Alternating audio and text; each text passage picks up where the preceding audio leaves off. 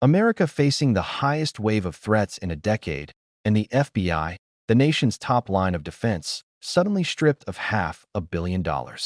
Terror plots, cyber scams, political violence, all on the rise. Yet the Bureau expected to fight harder, faster, and smarter with less. It sounds impossible, right? But that's exactly what's happening right now. And when Congressman Lou Correa confronted Director Patel about it, the calm, scripted world of Washington hearings cracked wide open. For us to understand. I'll get back to you on that. Thank you. Chair now recognizes the gentleman from California. Thank you, Mr. Chair. Welcome, Director Patel. I want to focus a little bit on domestic terrorism. We have a graph here, data up to 2021, but as you can tell, domestic terrorism is on the rise. Nation, our citizens under threat.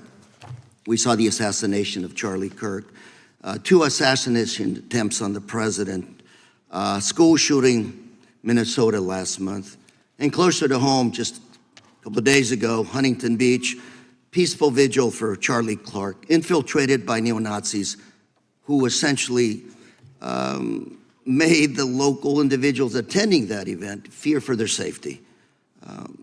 All of us know that a lot of these domestic attacks are by lone wolves, but yet they do leave clues, social media or elsewhere. Director Patel, you're it. You're the thin blue line. The FBI, your job to protect our citizens back home from those that would harm us. You have to find the needle in the haystack. Takes a lot of work, a lot of resources. Talking to my local sheriff this morning who said they're concerned. Federal cuts to local grants that help them do the job. Then, of course, let's not forget about other threats that are coming before us, like high-tech fraud. Local senior recently was talking to me about a text she had gotten, a demand by the IRS to send a payment immediately, or the IRS agents were on their way to arrest this individual.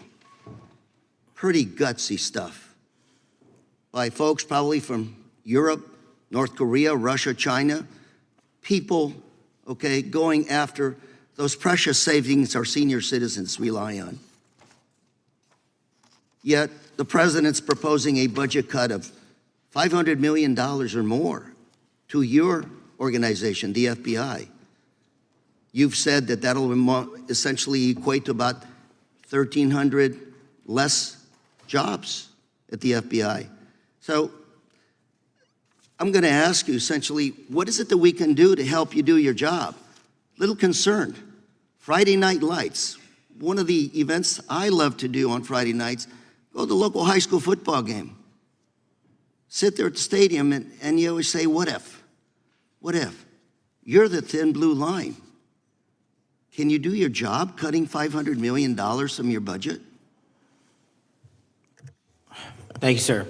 I think we are doing our job, and the distinction is with the budget that we have, we are flexing more resources to the field. California is receiving the largest FBI plus-up of any state in the union due to that plus-up. They're not getting a reduction. No state is getting a reduction. Every state is getting a plus-up. And so I'm utilizing the money that we have to first plus it up.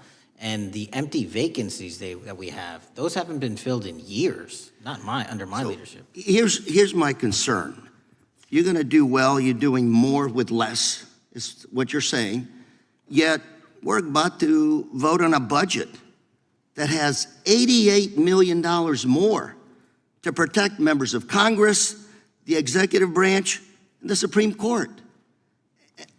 There's a contradiction here. Back on Main Street, we're saying you can do more with less, you can protect them with less money, yet here in Washington, we're saying we need more money to protect members of Congress. It's a little contradiction here, or maybe, sir, you ought to talk to leadership about coming in with your management style to protect the Supreme Court, Congress, and the administration. Otherwise, it's essentially a hypocritical situation. We need more protection, yet folks on Main Street can do with less. My concern is folks on Main Street.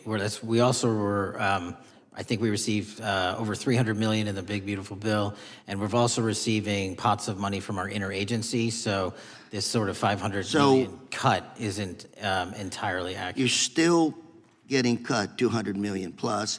You're still moving your agents to do ICE work. So you are leaving a lot of bases uncovered. And I'm not going to be argumentative with you, Director Patel.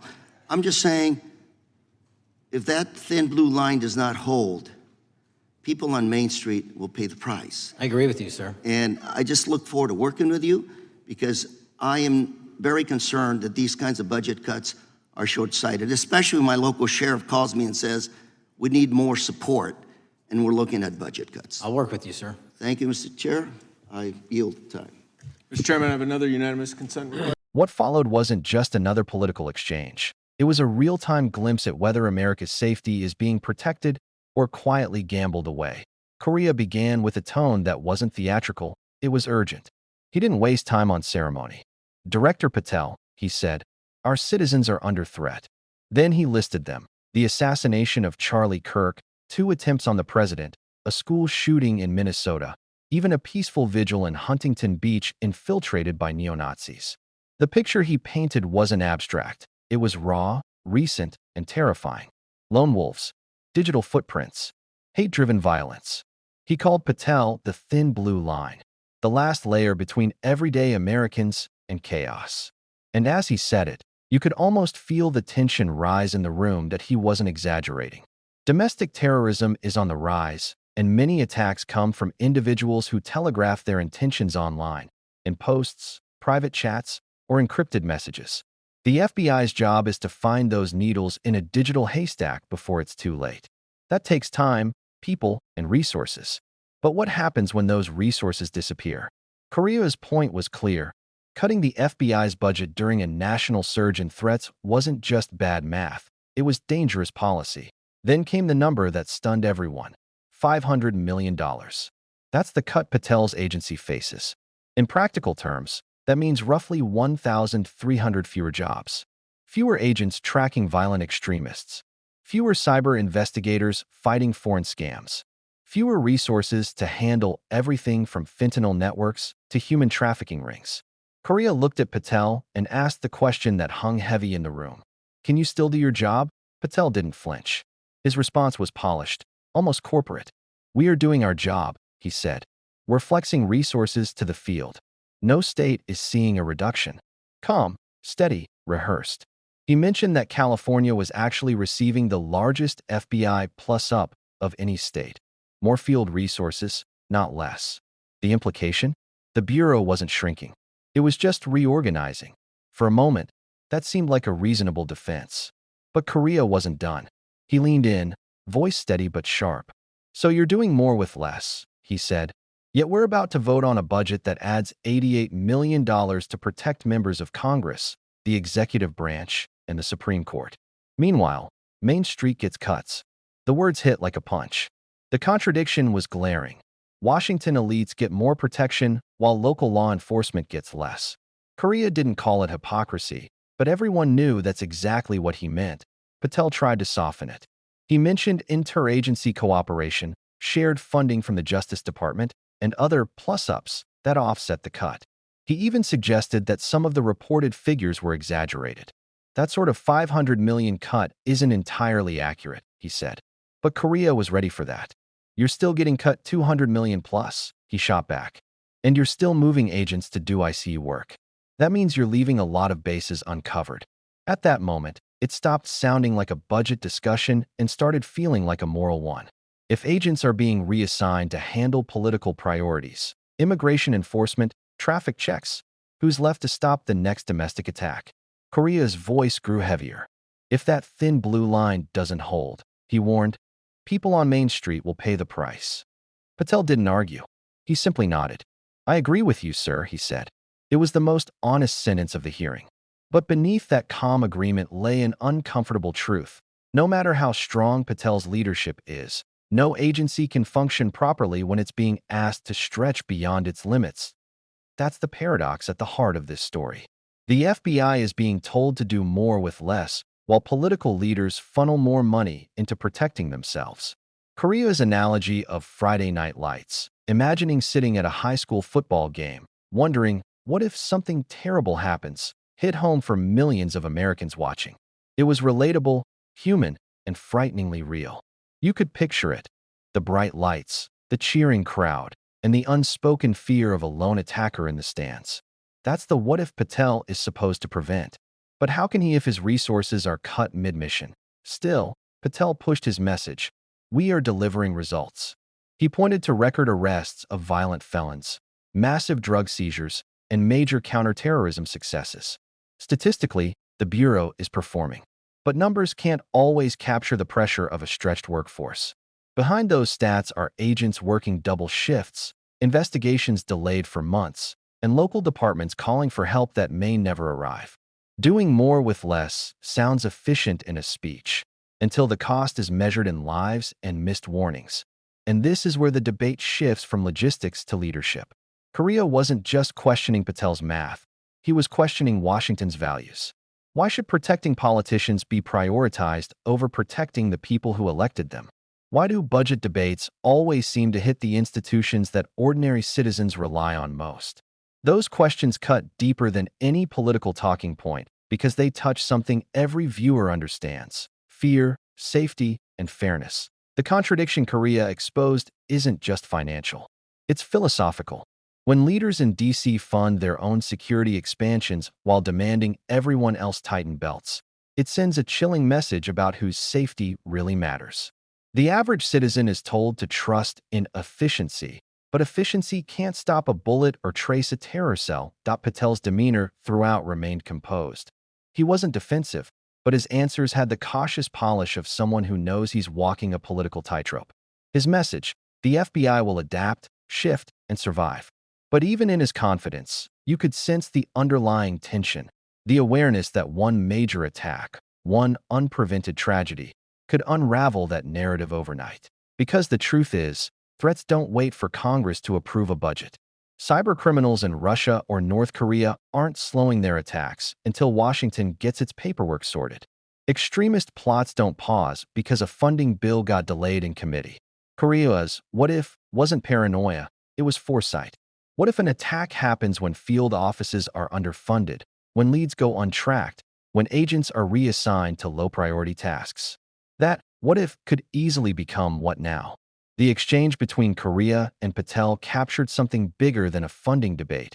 It was a reflection of how America views its own safety. For years, the phrase thin blue line has been used to describe police and federal agents standing between society and chaos. Korea's warning was that the line itself is being thinned, not by enemies abroad, but by choices made at home. And once that line snaps, no amount of after-the-fact spending can rebuild trust or bring back lost lives. Still, Patel insisted he could make it work. We'll flex resources, he said. We'll use interagency cooperation.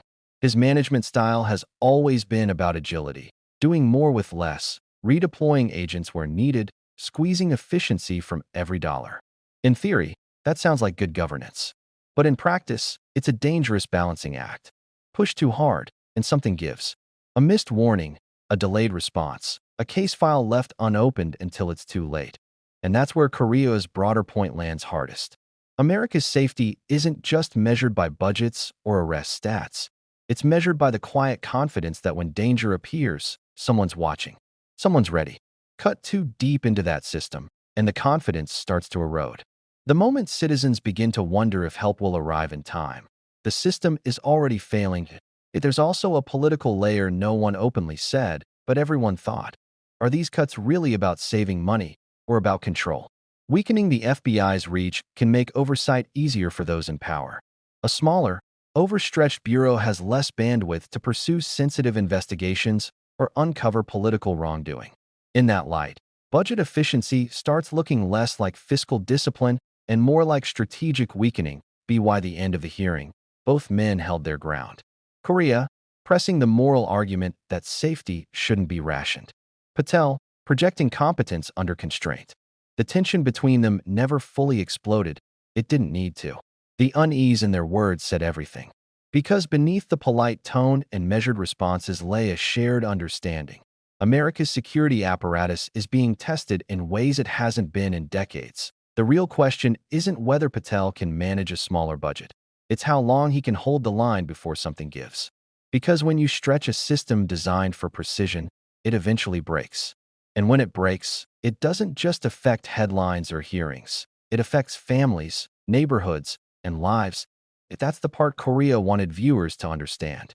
It's not about politics. It's about that Friday night stadium he mentioned, filled with parents, students, and kids just trying to live normal lives. The thin blue line isn't abstract when it's guarding your own community. And if that line weakens, everyone pays.so. As the cameras turned off and the headlines moved on, one question lingered. Are we protecting the right people? Or have we convinced ourselves that Washington's walls deserve more attention than the front doors of American homes? Because the threats Patel's agents chase every day don't care about politics, only opportunity. And right now, budget cuts are handing them plenty of it. What this hearing revealed isn't just a policy disagreement. It's a warning. A slow, quiet gamble with national security disguised as fiscal prudence. And the people who will feel it first aren't in Congress or the Supreme Court. They're in neighborhoods across the country, trusting that when danger comes, the system still works to own. Now the question falls to us. Do you believe America can stay safe under these cuts? Or are we setting ourselves up for a crisis that no one will see coming until it's too late? Tell us what you think in the comments. And if you want more deep, honest breakdowns of the moments shaping America's future, make sure to like this video, subscribe, and turn on notifications. Because the next hearing might not just be about budgets. It might be about what happens when the thin blue line finally breaks.